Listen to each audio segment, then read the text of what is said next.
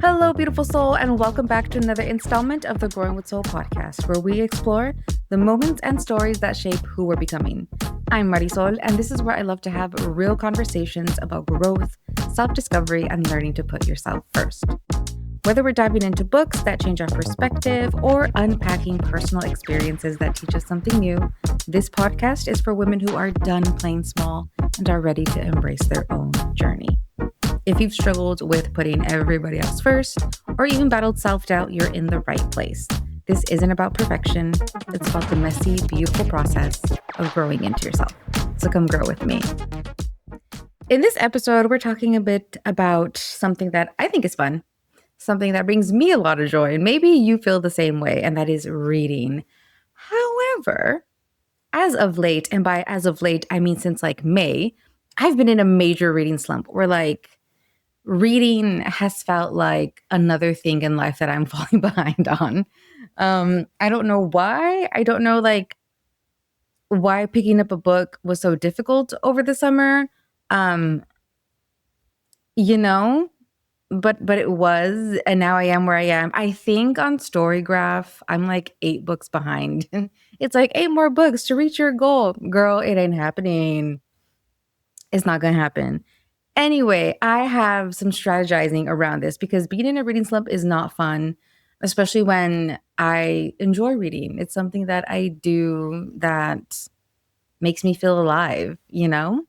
So I want to get out of said reading slump and enjoy not only reading again, but also enjoy the seasons, enjoy life and all that. It's all tied together for me.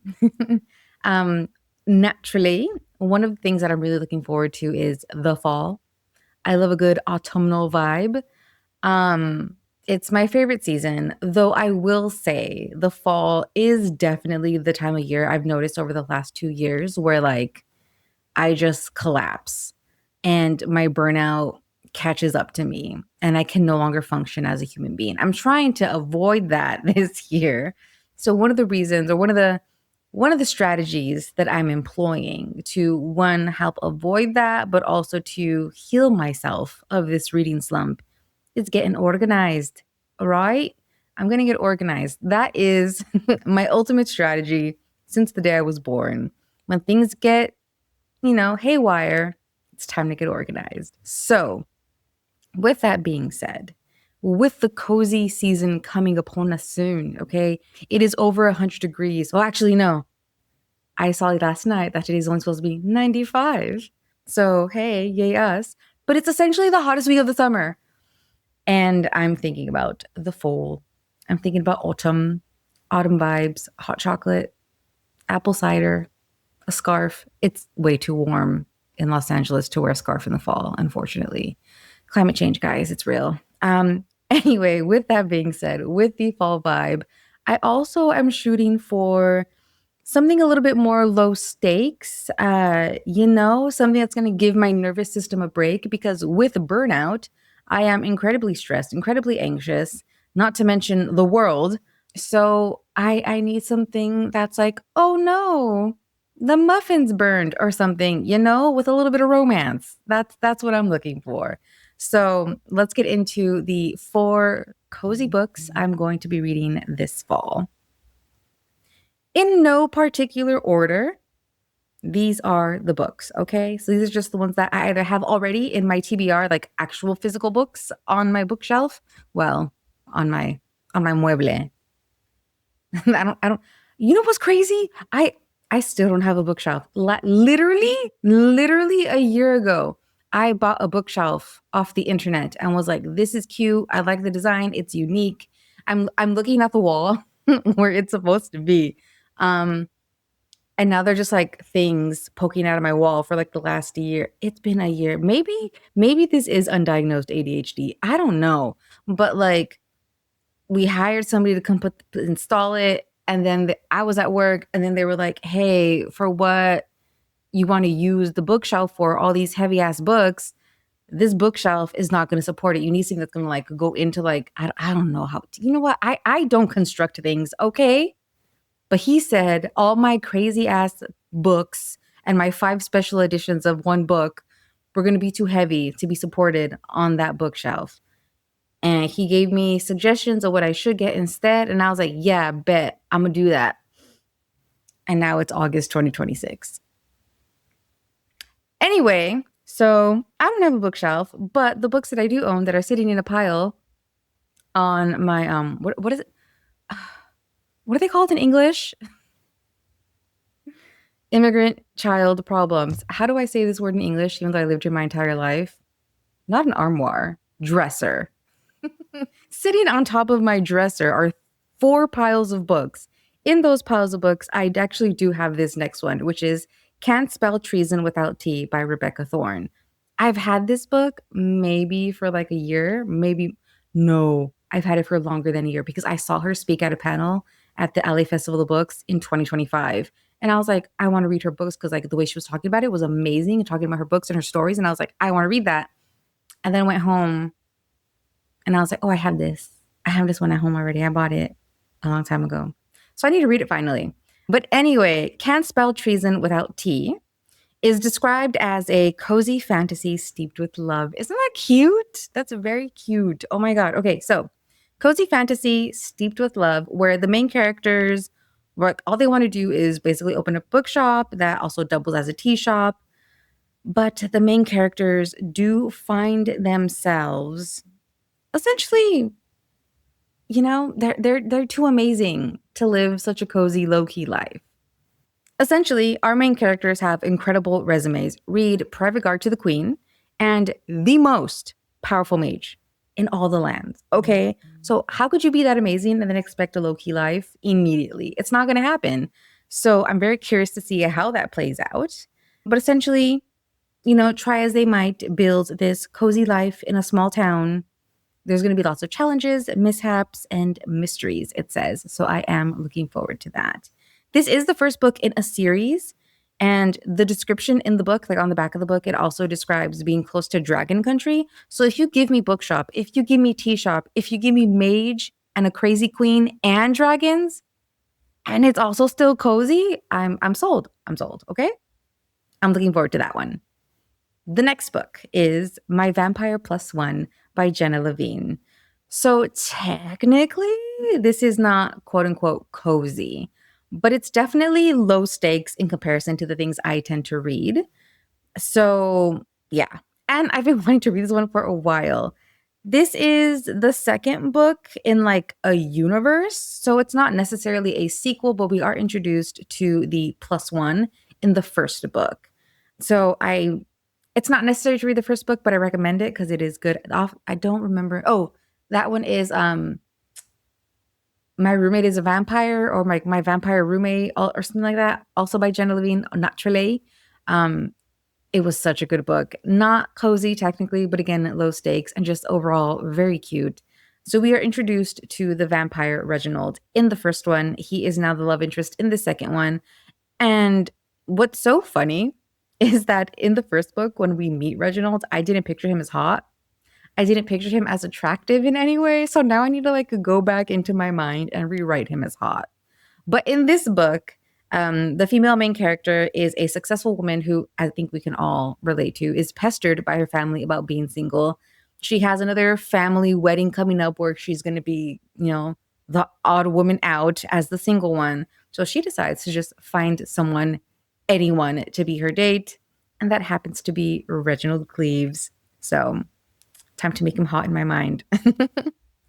The next book that I am really looking forward to, and again, it's another one of those like another book in a universe type of situation. Apparently, I like those. Is They Love Me Not by Winnie Aster, and that is not with a K. This is a small town, why choose Omegaverse rom-com. So cozy, cute, spicy, funny. Like, honestly, those are life goals, which I think I did a podcast episode on like the top books I read in 2025. One of them being, I forget the title of the first book by Winnie Aster, but I read that one last year. And I think I also said that was life goals. Maybe I'm really revealing a little bit too much about myself on the internet, but I just want a cozy life. Okay. I want to be a barista in a bookstore with a very low stress life who makes $200,000 magically and, has a very beautiful, considerate, romantic hunk of a man obsessed with me. That's it. That's it. That's all I want in life. Don't we all? Anyway, They Love Me Not by Winnie Aster. Like I said, this is the second installment in a universe. So in the Stars Falls universe, again, small town.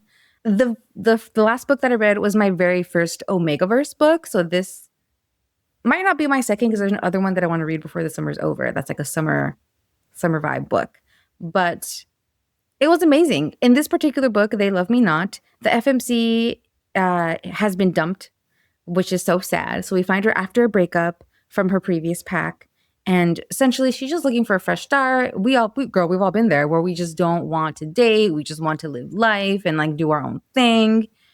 But could she fall in love again when she meets, another pack of alphas? We don't know. Let's find out. I'm ready to find out. I've had this book like on my TBR for like a year. I'm ready to find out. Lastly, the last book I am looking forward to reading for a cozy girl fall is How to Lose a Goblin in 10 Days by Jessie Sylva. Maybe it's the millennial in me because I've seen the movie How to Lose a Guy in 10 Days, but I saw the title and it instantly hooked me. So yay on you, whoever chose that title, because it worked. But also when I read the back and I read the description, it was just so cute and like a very wonderful and yet whimsical combination of things that I personally find really interesting, like in life. So let me just describe it to you. It is described as a comfort read fantasy romance between a halfling and a goblin who end up having to live together. So you have forced proximity, as well as them navigating cultural misunderstandings, and then they have to rally their peoples against a common threat, all the while essentially falling in love. Okay, pause. Because I said we have a goblin and a halfling, two different types of beings, two different races of beings, okay? Falling in love, cultural misunderstandings. They're coming together. They're bridging the gaps. They're understanding each other, okay? Not only just falling in love, but creating understanding between two different cultures. So you're giving me fantasy. You're giving me romance. You're giving me intercultural communication and exchange. And two races of beings overcoming their differences? You're giving me world peace on top of everything else in a cozy fantasy. I'm sold. So I'm really looking forward to that one. Let me know, guys, if you have read any of these books. If you have, let me know your thoughts. I do still plan on reading them either way, but have you read them? Let me know. Will you be adding them to your TBRs or your book lists for the fall? Also, let me know. And if you do want to add them, if you want to grab them, you can do so through the link in the show notes as well. Thank you for tuning into the Growing with Soul podcast. If this resonated with you, if you know someone else out there who is wondering, what am I going to read? What am I going to do for the upcoming fall? My TBR, I want to get cozy. Send this over to them. Send this to your local cozy girl in the friend group, okay? Also, if you would like to further support the podcast, don't forget to subscribe, especially if you are watching this on YouTube. Hi. But also, give it a like and leave a little 5-star review if you've been enjoying it. You can also find me on social media as well. I'm constantly posting. I post usually about 2 to 3 times a week. I'm constantly on there also sharing stories on Instagram and stuff. So follow me on there as well at Your Coach Mari. And of course, if you would like life coaching, that is also something that I do, even though this podcast isn't directly related to that. But honestly, I am a huge proponent of having fun as a very important part of a healthy lifestyle and mental health in general. So if you would like some support, some life coaching, definitely hit me up and you can schedule your very own discovery call with me through the link in the show notes. Until next time, keep growing.